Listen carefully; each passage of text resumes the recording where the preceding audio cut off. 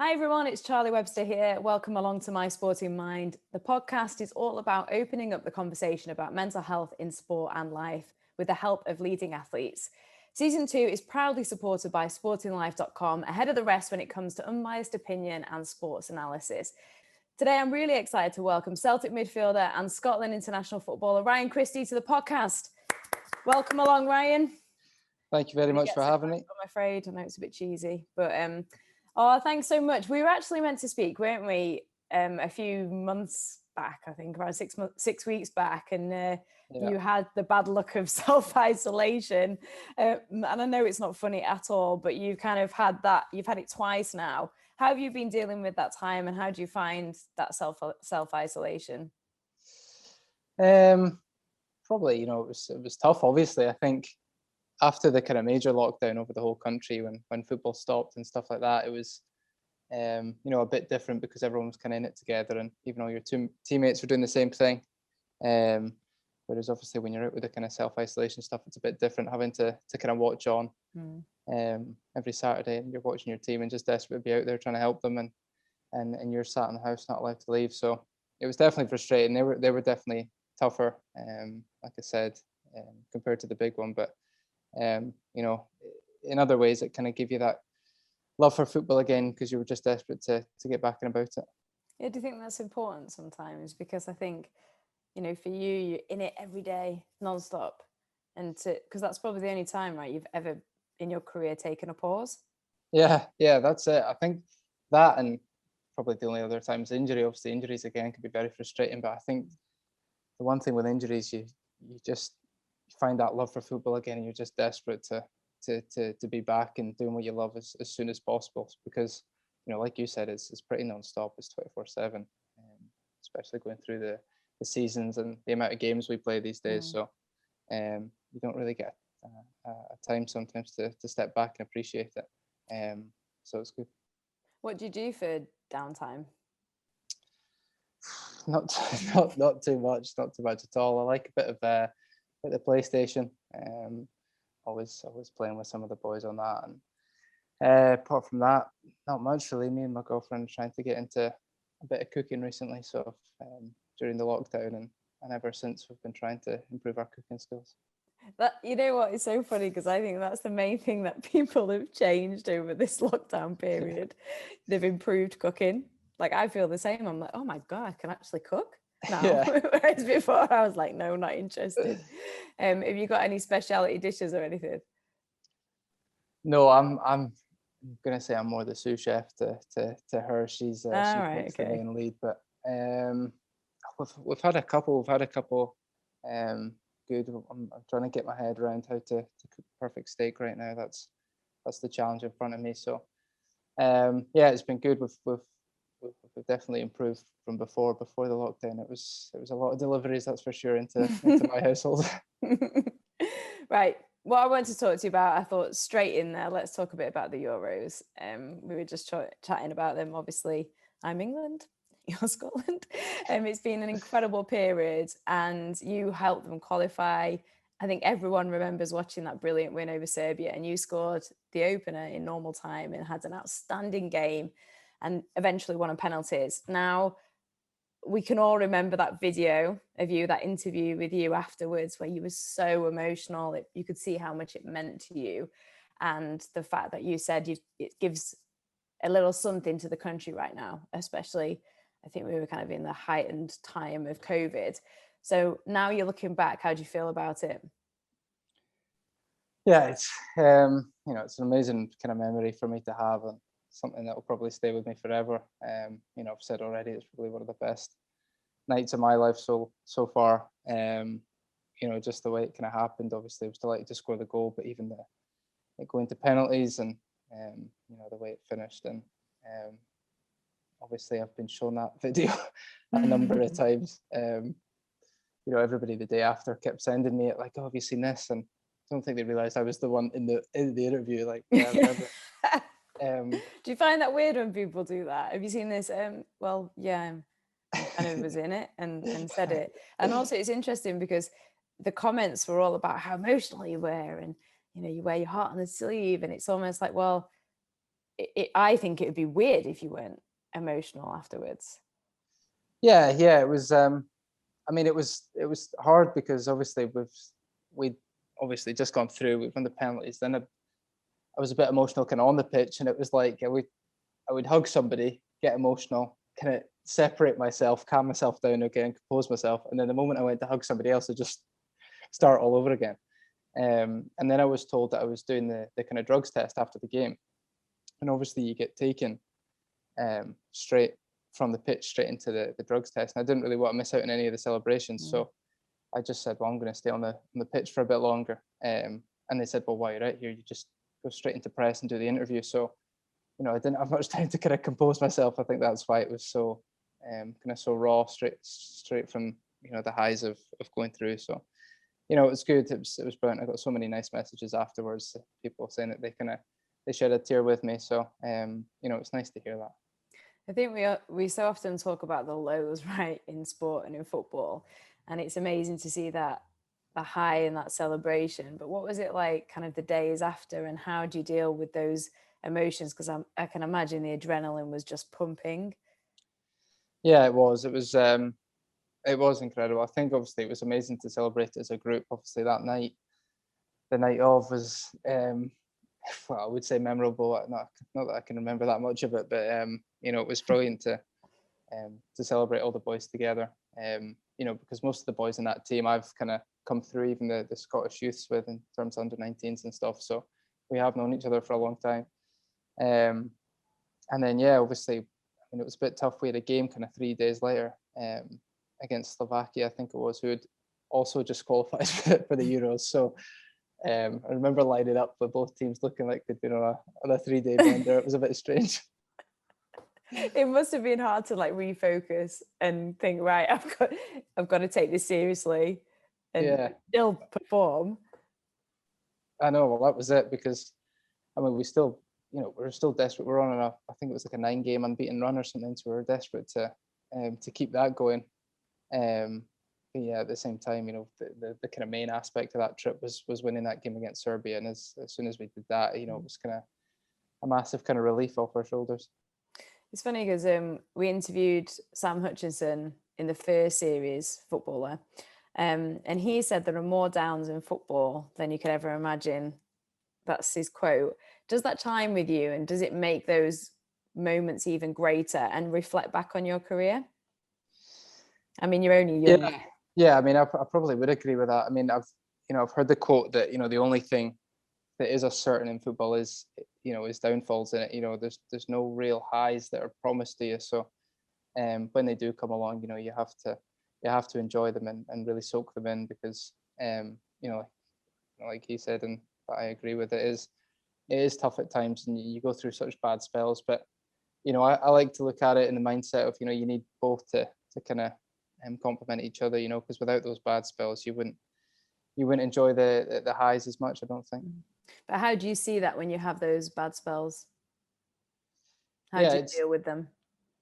It's tough for me personally. I like to just kind of go back to back to kind of my basics, my kind of 101s, which is just work hard and take it right down to the core of going back to like I said, working hard every day and making sure my attitude's right towards the sport that I'm committed to. So I think if you do that and surround yourself with good people as well, I think that's important. Obviously, I've got my family who are extremely close to and have been with me my whole career. My girlfriend, and then obviously other close friends. And obviously the thing with footballers, a lot of their close friends are other footballers. So, they've been through the same things as you. They understand it, so they know what to say and how to help. You just mentioned your family there, and I've seen you at games with your dad, and your dad's been there. Is there any wise words of wisdom he's given you over your career, and is he being a bit of a role model to you? Yeah, obviously it's it's been a huge kind of part of my career, having him there, and obviously him playing for Inverness, and I obviously came through at the youth in Inverness. It was a massive thing, and there was a huge kind of deal made out of it at the time. But he's been, I think now that I'm older, I appreciate it now looking back. Obviously, when I was younger, and there were certain things he would say, or in terms of, I mean, a lot of people speak about missing out on if it's parties and stuff like that at the weekend that my friends are having, when instead I've, got a game the next day, so I'm going to my bed early. At the time you don't really appreciate it until you really look back and notice, how kind of important that was. And I always say, without a doubt, I wouldn't be where I am without him and what he's done. And obviously it's a huge benefit for me. Obviously he's been through football. He's done the whole career, and he knows what we've been speaking about. The pitfalls and the kind of traps in football and how down you can get in sometimes. So to have him so close to home, obviously, is I'm very lucky. What do you think the difference is in the way you approach things then, rather than going out and partying and sometimes not being as dedicated to making it where you are now? Yeah, it's huge because, and again, you're told at that young age from your coaches and stuff that, and that's what it takes. But there's always this idea to think that, God, you're missing out on life a little bit. And just desperate to do it. But again, it's that kind of hindsight when you look back on it now. You realize how kind of important it was, and how many good players maybe you've played with that haven't made it because they've taken the opposite route. And that's when you're grateful for all this advice you've been given. You spoke a little bit about your journey then. So you had your initial move to Celtic Park, and then you didn't really feature much in the first team and kind of almost struggled to connect. Was that from kind of like a behind the scenes point of view rather than a football point of view on the pitch?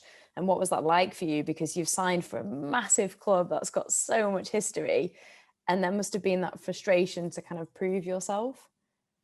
Yeah, it was tough, to be honest. It was probably the most kind of eye-opening experience I've had in my career, in terms of, Inverness is a very small city. It's a small club, and obviously when I was up there, I just lived at home with my mum and dad, and still my mum still did my washing and cooking all the meals and that kind of stuff. And all of a sudden I was shipped down to big bad Glasgow, and I had to kind of fend for myself. And obviously there's a lot of people, amazing staff and stuff at Celtic who helped, but at the same time, I did get that feeling when when I first went in, it was it was pretty cutthroat, and it was every man for yourself, and you had to kind of step up and stand up for yourself almost. And I do think I struggled with that a wee bit. I was still young at the time, and how old were you then? When I moved down, I would have been 19, just turned 19. Yeah, so you're still so young. Yeah. So it was tough, and even I remember the first couple of times when I did get a chance, maybe it was the last 10 minutes coming on as a sub or something, I'm just feeling like a massive amount of pressure, obviously, because the fan base. All of a sudden I was playing in front of 60,000 instead of 6,000, so it was massive. And it was tough. I think at the same time that when I joined, the team weren't playing too well, and it was hard to kind of come in and change that around, just being one player. So it was a definite learning curve in my career. What was it like then? Because you then got sent back to Inverness on loan. How difficult was that? Because I often wonder, I presume going on loan could probably make or break a footballer, right?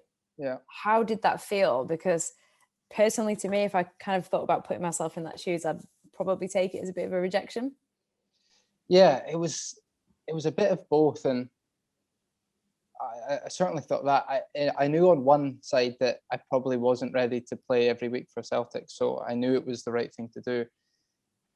And then at the same time, it was what I knew, and a part what I missed, because I was so used to that life back in Inverness, and like I said, living at home and stuff, being around my family. So at the time it was kind of like the easy option to kind of to go back and to know where I kind of fitted in at the time. I think back now, I certainly don't regret it, but maybe if I was a wee bit older, a wee bit stronger minded, then I would have kind of dug my feet in and said, I'm going to stay and kind of fight a bit more. But like I said, when you're so young, it's hard to kind of know what's ahead of you. Did it make you question whether you were good enough? As in, like, you were, it's amazing to even reach that stage and to be a professional footballer, but did you question whether you were good enough to kind of be one of the superstars at Celtic? Yeah, it was. I mean, the manager I had, Inverness, who I owe an immense amount to for kind of playing me and stuff. He actually had a hand in kind of getting me the move to Celtic, and he was always in my ear saying, you're good enough, and go down and you can prove it. And I always had other kind of people close to me saying that they thought I was good enough. So I did always kind of believe it. I just think I struggled in the first few months to kind of really get up to the speed and have that. I don't think it's a confidence. Some people think it's an arrogance, but a confidence to kind of come in and really try and show everyone what I'm about. Whereas I was a bit kind of still a young boy from Inverness and a bit kind of tepid and scared. So it definitely took me an extra few months to kind of fill into my shoe. It's funny you say confidence, and then a lot of people say that, the arrogant side of it. I personally believe it's almost like you can't do right for doing wrong, because if you'd have come in as confident, then you'd have been called arrogant, but then you needed that confidence. And I think they're a million miles apart. I think you need that confidence. What would you say confidence means to you, and where have you found that confidence? Obviously, I think as soon as you start, I went back to Celtic and then went on loan to Aberdeen again. And that kind of loan spell was definitely a bit better for me. I did really well in that loan spell. And that was the first time I kind of felt like, obviously it wasn't the level of Celtic, but it was quite close. Aberdeen were a team with still a huge fan base and an expectation to win every week. So, that was still having that kind of pressure aspect of it, that the Celtic was the same. And then I was kind of coping with it better. And that's when I kind of, felt a bit more confident in myself and feeling like, I can kind of step up on the big stage and perform. So, I've kind of preached it's massive. I've played with so many players where, on a training pitch, they're unbelievable. And then when it comes to a Saturday and maybe they make one bad pass and their confidence goes, and, just see them completely deteriorate. So it's probably something that from the outside looking in, people don't, have that much, I don't know if it's respect, but they don't kind of speak about it as much as they should, because it's a huge aspect of sport in general. Yeah, I think they probably just don't understand what it's like from the inside, because I think we see the exterior. Yeah. Where well, why aren't they performing? I mean, even at the moment, I was looking on social media, I was looking at comments, and it's just really interesting because there's a million loads of praise for you, and then the next week there's just pure criticism. Yeah. How do you deal with that? Is it something you take note of, or do you, I presume you're a sports person, yourself, when you've not performed, or your own criticism of yourself? Yeah, that's it. I think, in terms of my whole kind of football career, I've tried to be kind of very honest with myself in terms of, if it's performances or like you said earlier, when things aren't going well, you need to kind of look at yourself and have an honest assessment if you're doing everything you can, kind of on and off the pitch, to be as good a professional as you possibly can be. So obviously the comment side of it, you try and log out to the 99% of it, and the people you do listen to are the ones kind of closest to you, my family, like I said earlier, and obviously my dad's the first one to tell me if I've had a bad game, that's for sure. So does he? Yeah, he's conversations afterwards. Yeah, he's always been tough on me from since I was young. He was my coach when I was coming through the youth, so it was just non-stop football. Obviously, if we had a bad game, everybody got it in the changing room afterwards, but then I got it at the dinner table an hour later as well. So it was tough, but again, it's that thing. Obviously now I hugely kind of respect his opinion. It's the one opinion that will always kind of ground me. I know when it's coming from him, it's the truth, and it's an honest opinion, and an opinion I respect. Do you think that's, it's funny you said he's harsh on you and he's hard on you, and that's a great thing, but I don't know, sometimes does it make you feel, I don't know, a certain way? Because I just think having that pressure must be quite hard. Yeah, when I was younger, it did definitely. There was times where, after a bad game or something, and he'd maybe been on me a little bit, that, I would just be in my room thinking, oh, this isn't worth it, and I don't know if I want to do this, and would it just be easier if, you know, I was just in school and not kind of focusing on football that much and stuff? But, you know, that would last for an hour, and then you'd realize how much you love just playing football, and you were desperate to get back out there.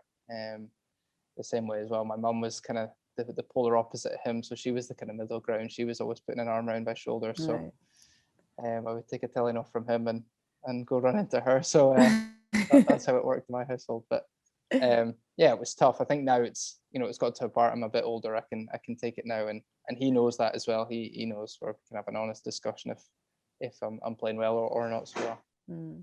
So how do you cope with the pressure and expectation? We talked a bit about pressure kind of growing up and within family and your dad, but how do you cope with pressure and expectation of playing for such a big club that has, it's not just a massive club, but it's also one that is steeped in history and culture? Yeah, it's you know, there has been a huge amount of pressures on us, and you know, we've kind of felt that over the recent years, and especially when you play in so many kind of cup finals and stuff like that, and you really feel it then. I think it's obviously, in parts it's good. I've heard a lot of people talk about it before, in terms of, you do need that pressure, you need that kind of sense of it means something, and it's, you know, it's a wee bit of fear, a wee bit of adrenaline, and before games, you know, because I think that helps get the kind of very best out of your performance. At the same time, I think it is a fine line between that and kind of letting it completely consume you, and you know, if you've got too much of that, it can go the opposite way. And I think that's why I've spoke to kind of sports psychologists before, and in trying to, you know, get that balance where, you know, you do have that kind of, you know, butterflies in your stomach feeling, and you know, you are nervous, but it's an excited nervous, you know, and it's a nervousness that's going to help you and help you perform to your max. Yeah, because I think that sometimes the fear can consume people, but rather than harnessing it is a good thing. Is there anything that the really good advice that you've been given or you've been taught by sports psychologists around that? It would probably be not to, I mean, I kind of work in the mindset of, you know, the lead up to games, when the days before, just trying to completely shut off away from kind of football and just turn my mind off it completely. So I'm not kind of overthinking it, anything like that. And then it's not until, you know, the day of the game, or maybe, you know, 3 or 4 hours leading up, that you really start to focus in. And I think that way, you know, as long as, you know, it's not constantly consuming your thoughts when you're sitting on the couch at night, maybe a couple of days before, then you know, you're overthinking everything, and by the time it gets to the match, you're mentally drained almost, you know, thinking of how this is going to play out. So, you know, that, and obviously I've got my kind of certain routines and stuff I'll do on a match day, which I feel, while I do these routines, it kind of eases me into that mindset of like, here we go, okay, we're about to play a game, and you know, kind of really focusing in. Yeah, I can imagine that. It's almost like a trigger to, like that routine triggers, oh, okay, this is what we're doing today. And then it reminds you every time. Yeah, that's it. I think that's, you know, hugely kind of beneficial for me. And at the same time, you know, it's not so much superstitious, but it gives me that feeling that my body's in the right kind of, you know, I've done everything I need to do, and I'm in kind of perfect shape going into the game. You touched upon injuries a little bit earlier in our conversation, and honestly, it crops up nearly every time I speak to an athlete, but especially when I speak to a footballer or a rugby player. Because in 2009, you had that clash with Dominic Ball, and you had multiple facial injuries. You posted that picture of yourself with, you know, you had a massive black eye, and you almost made light of it. It was on Instagram, and you kind of were like, oh, after the game, but actually it was really, really serious. And you also had problems with your eyesight, and I think the surgeon said it's the worst he'd seen for his entire career. How scary was that? Because I know it's easy to make light of, in the sense that, you know, it's football, it can be quite machismo, but I can imagine it was really scary behind the scenes. Yeah, it was. I think, to be fair, at the time of posting that photo, I say this all the time, I was, you know, in the hospital so drugged up that I don't even remember posting it or anything like that. So I think I was in a very kind of false sense of security at that point. Whereas it was, you know, probably one of the scariest experiences I've had, in terms of, you know, straight away, you know, you're just kind of concerned about your health, you kind of forget football almost at that point. I was just, obviously my eyesight, that was the biggest thing, because for 4 or 5 days I couldn't see out of my left eye at all, and I was kind of doing tests and optical tests and stuff like that, and you know, the way doctors are, they never want to tell you 100% it's going to go back to normal, so there was always that kind of seed of doubt that, you know, it might not be the same and stuff. And you know, it wasn't nice. It was a scary moment for sure, and obviously definitely scary for the people around me too. Obviously for me it was amazing to have them and the amount of support I had around me, but I'm sure they weren't really enjoying the experience. But yeah, like I said, after that, obviously I had the operation.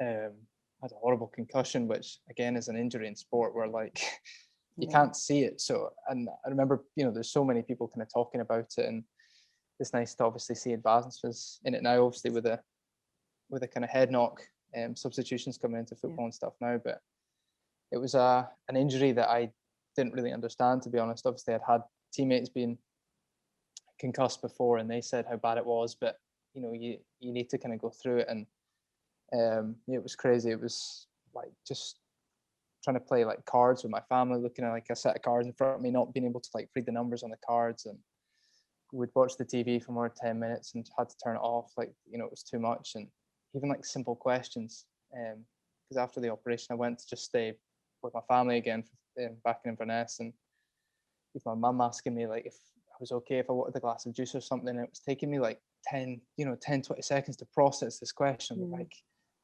crazy. And then obviously my family, I remember my dad, I think, called the surgeon, you know, a week later saying like, is this okay? Like, you know, he's just not himself. He doesn't seem himself right now. Is he going to get okay? But you know, it is just that kind of concussion thing. And the scary thing is you don't know, you can't see it obviously first and foremost, so you don't know if it's healing or not, and you don't know what the time frame is. So you know, that was something crazy that to go through. And obviously I completely understand how kind of serious an injury is.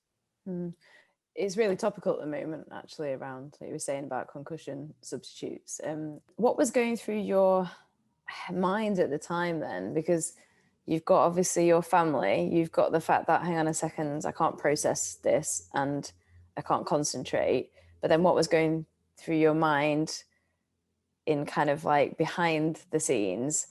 Were you worried, you know, about the long-term consequences? Did you doubt about playing football, about yourself? Yeah. You know, it was certainly, like I said, I mean, the first kind of 2-3 weeks, it was, you know, football was kind of put to a side almost, because I thought, you know, I just want to be healthy to start with, you know, hopefully get my eyesight back in. But then it kicks in, right? Because football's a massive part of your identity. Yeah, well, so that once was it. you realize that you've got your health. Yeah, exactly. And I'm kind of thinking, right, I'm okay. And then I remember about maybe 5 or 6 weeks after now, and I was kind of feeling a bit better. My eye had opened up and I had my vision back, and that was obviously a huge boost. So it's kind of properly feeling like I was on the mend, and went to just do a simple gym session and got like a really, really bad migraine. And then even then, that's when it started thinking like, oh, like hopefully this can't keep affecting me in the long term in terms of football, because at that stage I was starting to think like, right, when can I get back on the pitch? And I was asking the doctor if it was, you know, if I could wear like a mask, you know, if that would help in any way, to get me back quicker. But yeah, it was, you know, there was times where it was, you know, a real kind of panic in terms of just hoping and praying that there was going to be no kind of lasting effects of this. And thankfully, there's not been, touch wood, obviously, hopefully, I'm hoping. What was it like when you first got back on the pitch after that? Were you cautious? Yeah, I didn't jump for a header for about a month after that. I think anytime the ball was in the air, I just ignored it. Avoid it. Yeah. I think everybody understood that. I think the time frame of when I came back actually helped me a lot, because you know, it happened, I think, April time, and obviously there was the cup finals towards the end of the season that I was gutted to miss out on. But I think obviously I knew in my head I was, as soon as that I was never going to be fit for them. And then obviously I had the whole kind of pre-season, so there wasn't any mad rush to get back for games. I had the kind of pre-season, and I could take it easy. Obviously I could still do the fitness running and stuff like that, but in terms of contact sport, I could, you know, kind of really relax and ease myself into it, which helped helped a lot, like I said, because it wasn't like I was rushing back for a cup final or important games, or I felt like I was missing out on heap of games. So I got pretty fortunate with the timing, and then eventually, slowly but surely, kind of eased my way back in, and I've just started heading a football again a couple of months ago. So that's me. How did that feel? Are you bothered about the current conversation around the fact that there's been links to football and dementia and heading the ball? Yeah, it's something obviously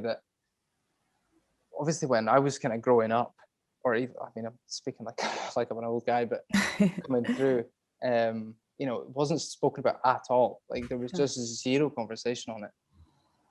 So, when it does start coming up and people obviously start making the links, it's almost like, why is this taking so long for this to be noticed, kind of thing. And it is, I mean, I would say it's kind of worrying for me. I mean, I've had the bad facial knock, but apart from that, I'm not heading a ball too much. But I look at some of the kind of defenders I've played with in the past that have just like throw their bodies on the line, and especially like heading a ball maybe 10, 20 times a game. And it is kind of quite scary. Obviously, you don't want to speak to them about it, but you wonder if they've kind of have the worries in the back of their head that there will be long lasting effects from that. I remember speaking to a few people talking about obviously trying to take heading completely out of football at a young age and trying to disencourage it a wee bit. And obviously a great idea and probably the best place to start, but at the same time it's so hard to coach somebody not to do that, you know what I mean, because it comes so natural. Especially when you love football, you end up just throwing your head and everything at it. So I don't envy the people at the top that are trying to make changes and how you go about it, but it is something that definitely needs to be looked at for sure. Yeah, I think it is so natural when you play football. You're not, especially if it, all you think about is winning. So you're not going to kind of go, oh, no, I'm not going to get that ball because the only way I can get it is via a header. I just think it's a very interesting conversation. Also, at the moment, there's a little bit of uncertainty around your club. As we're speaking, not that long ago, Neil Lennon resigned as manager. What's it like? Because this is so frequent in football. What is it like as a player? We don't often hear this perspective when you've worked so closely with the manager, with someone, and then they've just gone, but you're obviously still at the club. What's it like? Because there must be a lot of conversations going on. Do you have to kind of just try and put the blinkers on and just play and train and perform? Yeah, that's probably exactly it. I mean, I've been through it. This is only the second time I've gone through it in my career. I had it at Inverness, and it's similar in terms of the first few days, of course, are going to be a bit strange and everything's a wee bit up in the air, but you just kind of focus on the thing that's most important, which is the football. And I think everybody is in that same mindset in terms of, especially the first few days afterwards, everyone's just desperate to get back on the training park and play football again, and looking forward to whatever games are coming up. Obviously, as players, we don't have much say in the background, if you will. So we have to just stay kind of professional to our job and stay concentrated and keep ourselves taken over, because it's tough. It's horrible when people lose their jobs. Of course, it's a sad day, but at the same time, you're desperate to not let it affect your professionalism. Yeah. How do you deal with that uncertainty then? Because in terms of Celtic at the moment, there's conversations around there being a bit of an overhaul. And then, there's kind of speculation possibly around yourself too. I think your contract is still 2022. Are you a short-term person, or do these things come in the back of your head?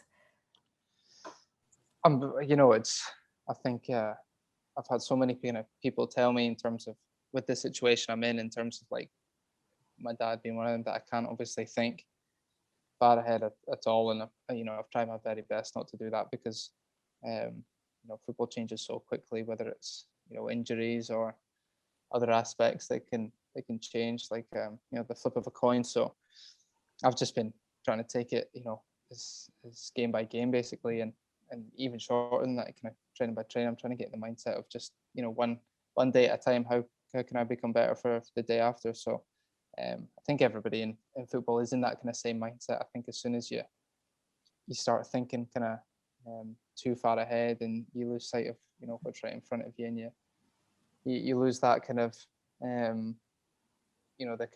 current mindset that you need to have to constantly be on it. So to be fair, I think after obviously the whole Scotland thing we were talking about earlier and the Euros, and after that you just kind of it was the massive thing to look forward to was the Euros coming up, and then it took a week or two to realize, hold on, that's not for a good few months now. There's so much work to be put in between now and then, and when you realize that, you just kind of park that to one side, knowing that it'll be coming around the corner soon enough. I think it's a really important lesson in life about that, about focusing on the day-to-day and thinking of the day-to-day goals to be able to reach that major goal. So talking about the Euros, how are you approaching that? Because you said, that was that big euphoria, and then you're like, hang on a second, I've got to go through all this before I even get to that tournament. How do you approach it? Is it something you visualize? Is it something you're breaking down at the moment to be able to get there? Because it's absolutely huge for your country, but also you. Yeah. Again, right now it is probably in the back of my mind. Obviously, the thought of it's amazing in terms of getting to kind of represent my country at a huge tournament, hopefully. Which hasn't been done in obviously a very long time, as everybody knows. So, that kind of side of it's so exciting, and it's massive. I just can't wait to be a part of it. How do you deal with those big moments, which you've had a few at club level? How do you deal with, when you'll be walking out on the pitch? Not that I want to get this in your head because it's still a while away yet. We're talking about thinking short term, and then I'm asking you these questions. How do you deal with those big moments? For example, when you're going to be walking out, hopefully against England, which is going to be a massive moment. Yeah, it'll be huge, and I think the nice thing to think about is it'll be something that kind of stays with me. For a very long time. I'm hoping that I'll be lucky enough to be part of that. Touch wood, I managed to stay injury free, and I'm selected for the camp. So, looking at that now, it's obviously a huge excitement. That's why I don't like thinking about it too much. Obviously, because sorry, I get myself too excited about it. But it will be huge. Obviously, we don't know if there'll be fans or not, or whatever, because it'll be even nicer to have my family there watching, but we'll wait and see. But yeah, it'll be something that's really special. It means a lot to me. I find in Scotland that the more north you go, the more patriotic people are, and I seem to be close to the North Pole from where I'm from. So obviously it's always a huge moment for me, kind of pulling off that Scotland top and representing my country. So if I get to do it at a kind of European finals, it'll be even more amazing.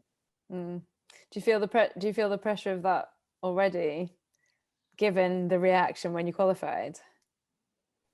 Yes and no. Obviously, I think there is the feeling that we're all kind of delighted to obviously qualify, but at the same time we're not really wanting to just go there just to make up the numbers. You know what I mean? We want to go again and kind of prove ourselves even more and prove that we kind of belong there, and we deserve to be there. So, the hard work definitely kind of doesn't stop now, and that's why I think it's good that we've got a young set of players in the Scotland setup right now, kind of coming through, all got the same mindset, very kind of positive mindset, and all desperate to achieve, really, really high things in football. And the manager as well, he just feeds that even more. So as long as we've kind of got that mindset going into it, hopefully we can push through that and not really feel so much pressure. Just a confidence, like I said again, that hopefully we can go there and deserve that we should be there. All right, we'll stop talking about it now. Done. Yours is done. Well, we can keep going. No, because I don't want you thinking about this after night. Oh my gosh, the Euros. When's June? When is it? Yeah. So what do you think so far is that, because you're 26 now, you just had your birthday. What's the most important thing you learned so far on your journey, do you think, about yourself? That's a good question. Football-wise, probably. When I was younger, my captain at the time, Richie Foran, said to me once that you don't get too high when you're doing well, and don't get too low when things aren't going so well. And I don't really take it in, and it's taken me, I don't know, what's that, 8 years now to realize, like, I see what you were saying with that, because it is such a kind of roller coaster sport that you can be so high one week and so low the next, and it's so draining on you if you do, if you go super high and super low. So it's trying to find that kind of balance and keeping yourself on point, and trying to keep to those kind of core values, if you have them, in your what you did to get you to where you are, and just trying to keep to them and stick to them. And I've kind of found that kind of mindset's helped me now. I feel like I'm definitely stronger in terms of if things are going good, kind of being able to level myself out, and the opposite if things aren't going so well, knowing how to pick myself up and how to get myself back on track. Because I don't think we often talk about the emotional exhaustion of life and playing sport. We often just talk about the physical exhaustion and kind of the rest days in a physical sense, but not the emotional sense. I wonder if you could try and, I don't know whether that made sense to you, but could you explain what it's like in the emotional exhaustion because of having to get yourself up for a game, and it's not just about the physical side of it? Yeah, it's probably equally as hard. I mean, obviously, when you get to a certain level, you're so fit that it just kind of comes naturally. The physical side of it, things. You obviously every game's very tough and you give it your all, but you're in a good physical shape to handle that. And obviously around football, there's so much, and it's nutrition and sports science and all that following days, the physical turnover is really quick, whereas the mental side of it, in terms of, I mean, both ways. I mean, we play our schedule, for example, last season we played the League Cup against Rangers, won it 1-0. It was a crazy game, kind of holding on towards the end, and then that was on the Sunday. And then I think we had the game on the Wednesday. So it was like this massive high, winning the cup, and everyone's delighted. And then you realize, like 40 hours later, that it's like, okay, we need to get back going again, because it's another huge game again at the league. So it's, there's not much rest, to be fair. And again, on the flip side of that, when if you get a really bad defeat, or on the other side you've been knocked out of a cup, something like that, you have to kind of hit that reset button on the mindset as quick as you possibly can. And I think what, something our coaches at Celtic have always been very good at is, maybe it's the day after the game, we look at it, we reassess where we went wrong, stuff like that. And as soon as that's done, it's the reset button back on the training park, and trying to get that mindset spot on for the next game. Because, if you're not going into the games and you still think about previous, it's, it's not ideal. So what, I know you've given some really great advice and thought-provoking things around mindset there. So my last couple of questions, what advice would you give to a younger footballer out there now? Is it kind of similar to what we talked about? Yeah, absolutely. I mean, all the kind of, it's always the general one that's told that, it's kind of the suffer now to be great later. And, there is, so many things you're going to have to miss out on in terms of when you're growing up. But it's, it's the dedication to your craft, and everybody kind of says, kind of clocking in those hours on your craft, and that it will repay you, but you have to pay it in time first before you get anything in return. And that's what it comes down to. I don't think anybody can look at themselves honestly and say they deserve to be somewhere if they know deep down, they haven't put in the work to get to merit that. So I would definitely say that. And the other thing I would say is something I've always said to younger kids when they ask me this question is, when I was, kind of really young, or 14, 15, trying to break through, I was kind of like tiny. I was like 5'5" maybe, and like built like the side of a £5 note. So, especially in Scotland, everybody just said, he's too small. He's not going to be big enough. He's not going to be able to handle the kind of a manly game, when it gets up to that. And I didn't really let it, obviously I took it on board, and obviously had to work on, the gym element of things and trying to get myself a bit stronger. But I didn't let it affect me kind of too much. And then lo and behold, hit the age of 17 and, grew like 4 inches in a year or something like that. So, you can't let things like that kind of get you down. I've spoken to other footballers as well, and it's obviously maybe not the same, but there's slight kind of different tweaks where, maybe something was off in their game, or they weren't the best kind of player at that time at their level. But you keep working at it and you keep dedicated to it, and a year or 2 years later, it ends off paying up, and everything changes, and that's probably something I would say. It's a good point in terms of what somebody's opinion might be shouldn't necessarily define what path you want to take if you believe in yourself. Like if somebody's saying, oh, he's too small, but that's just their opinion at the time. But I think quite often we can be like, oh my gosh, I'm too small, and then that makes you not actually pursue what your potential is. Yeah, that's it. As soon as, I think obviously, like you said, as soon as, if it's a negative opinion, if you let that kind of hinder the dedication you're putting in, then obviously that's when it becomes a problem. So as long as, of course, listen to it, take it in, and if anything, let it spur you on more to do the things to kind of reverse that. If you kind of do that, then it's obviously a great start to the mindset. And other than everything we've talked about, is there any advice you would give people at the moment? Obviously, in terms of their mental health, really, and mindset. Yeah, it's obviously it's a kind of unprecedented time with everything going on, and I almost think it was a wee bit easier at the start of lockdown in terms of, it was a bit different, and everyone kind of got it through it together, and where it was, everybody was doing the kind of the Zoom quizzes or the 5K runs and stuff, and here we are a year on, and it's it is hard to kind of maintain that positivity and that everyday connectivity, and whether it's keeping your physical health and your mental health up. It's tough, but I would just say routine's a kind of massive thing. I found that in the first lockdown, getting my routine every day and trying not to lie in bed and stuff like that, getting up early and trying to get as most done as in the day I could and keep my mind busy almost, was very, very beneficial. And then obviously just staying in touch with the people around you close, your kind of support group that you have around you, that hopefully everybody has, or somebody to kind of lean on, because the good thing about this is everybody's going through the same thing.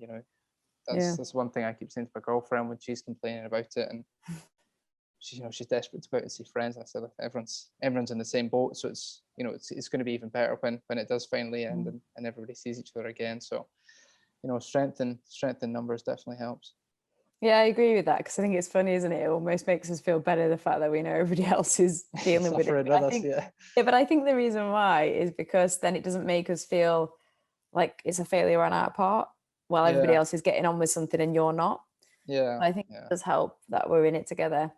Ryan, thank you so much for your time and for talking to us. Best of luck for the rest of the season, and best of luck, I suppose. I was like, spit it out. Best of luck for Scotland. Thank you very much. When you play England, because I'm an England fan. Yeah, it's been brilliant speaking to you. Thank you so much. Thank you very much. Thank you for having me. Thank you all for listening. If you're just discovering us, there are loads of episodes to catch up on, including Eric Dyer, Adam Lallana, Ben Foster, and loads more. And remember to visit sportinglife.com ahead of the rest with 160 years of sporting knowledge and integrity. And if you're really struggling, you can reach out for help. I know it's tough at the moment, but it just takes a phone call or text message. And, as Ryan was saying, surround yourself by great people. But there are also charities that can help too, such as Mind, the Samaritans, and Sport in Mind are always there to help. People do understand and care. And you can also shout to 85258 if you don't want to talk to anyone on the phone. Take care. Thanks again, Ryan, and we'll speak again soon. Cheers.